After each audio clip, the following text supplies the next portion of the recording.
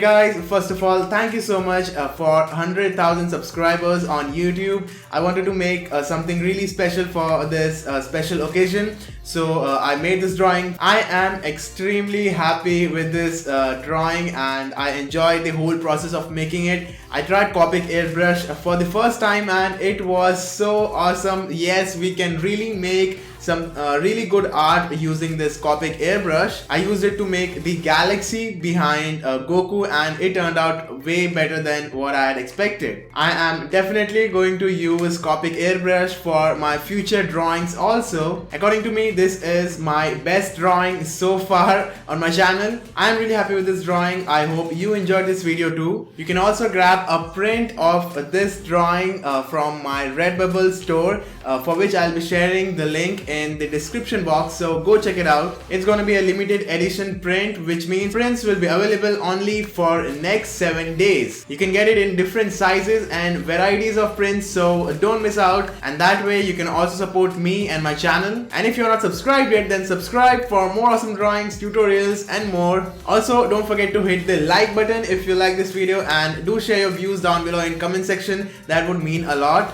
And that's all for today guys. Thank you so much for watching. I'll see you all in my next video. Bye bye.